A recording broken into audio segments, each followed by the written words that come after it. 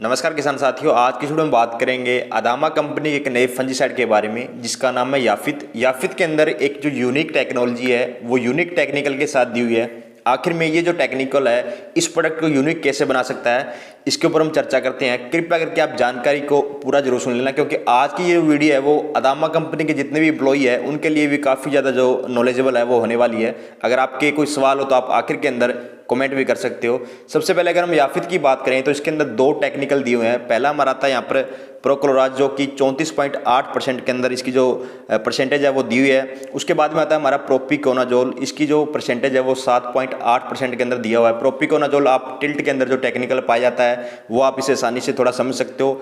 इनकी जो फॉर्मुलेशन है वो ईसी फॉर्म के अंदर दी हुई है, यानी कि इमल्सिफाई कंसंट्रेशन जो फॉर्म आती है वो दी हुई है।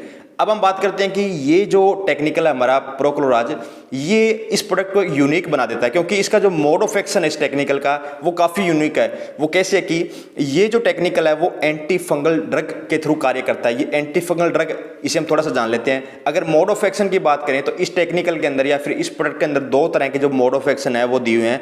पहला हमारा यहाँ पर जो मोड ऑफ एक्शन है वो आता है कि inhibition of ergosterol biosynthesis in fungal cell membrane.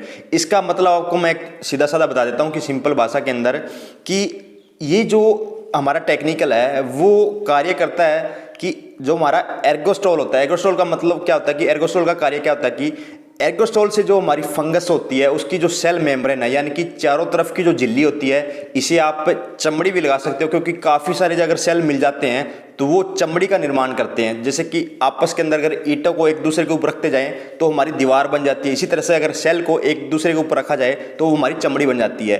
एर्गोस्टोल को ये जो टेक्निकल है वो डैमेज कर देता है या फिर बनने नहीं देता। अगर एर्गोस्टोल नहीं बनेगा तो एर्गोस्टोल की वजह से हमारी जो फंगस की चमड़ी है या फिर सेल मेम्ब्रेन है वो बनती है। यानी कि ये जो टेक्निकल है वो एर्गोस्टोल को डैमेज करेगा। एर्गोस्टोल से ही जो फंगस की सेल मेम्ब्रेन है वो बनती है। अगर एक बार एर्गोस्टोल डैमेज हो गया तो फंगस की जो बाहरी त्वचा या फिर जो झिल्ली है, कोशिका झिल्ली है, वो नहीं बनेगी। अगर फंगस की कोशिका झिल्ली नहीं बनेगी तो वो जो हमारी फंगस है ऑटोमेटिक मर जाएगी। तो इसका जो कार्य करने का तरीका है वो बड़ा ही यूनिक है।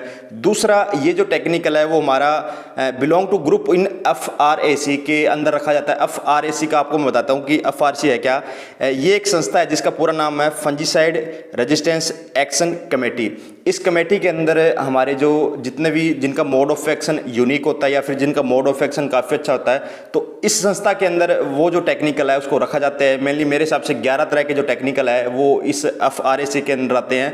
अब हम जान लेते हैं इसकी डोज और किन बीमारियों के ऊपर ये कार्य करता है और इसका क्या रेट रहता है। अगर इसकी डोज की बात करें तो 400 ml प्रति एकड़ के हिसाब से या फिर 4 ml प्रति लीटर पानी के हिसाब से इसकी डोज रहती है। मूंगफली के अंदर इसकी जो डोज है वो आपको 3 ml प्रति लीटर यानी कि 300 ml प्रति एकड़ के हिसाब से इसकी डोज है वो रहेगी। अगर मूल्य की बात करें तो करीबन 1 लीटर का जो मूल्य आपको वो 1600 से लेकर 1700 रुपये के आसपास मिलेगा। बाकी डिपेंड करता है कि दुकानदार के ऊपर। कुछ एक जो दुकानदार है वो आपको हो सके कि महंगा या फिर जो सस्ता है वो भी दे सकते हैं। बीमारियों की रोकथाम के बारे में बात करें तो याफित राइस के अंदर हमारा जो लीफ स्पॉट रोग होता है उसे आसानी से रोक लेता है। ये जो प्रोडक्ट है वो दो तरीके से काम करता है, एक तो प्रोटेक्टिव, दूसरा क्यूरेटिव, क्योंकि इसके अंदर दो टेक्निकल पाए जाते हैं। प्रोटेक्टिव का मतलब ये है कि बीमारी को आने से रोके, क्यूरेटिव का मतलब कि बीमारी को आने के बाद में कंट्रोल करे। सब्जियों के अंदर भी आप कई बार देखते हो कि पत्तों के ऊपर हल्के भूरे रंग के जो धब्बे हैं वो हो जाते हैं, तो उस बीमारी को भी ये रोकने में सहायता करता है। दूसरा, हमारा जो मूंगफली के अंदर आप टिक्का रोग बोल देते हो, तो टिक्का रोग को भी ये जो प्रोडक्ट है वो आसानी से रोकथाम कर लेता है। या फिर आप गेहूं के अंदर जो येलो रस्ट आता है उसके लिए भी आप इसे इस्तेमाल कर सकते हो। उम्मीद करता हूं किसान साथियों जानकारी आपको अच्छी लगी होगी। धन्यवाद।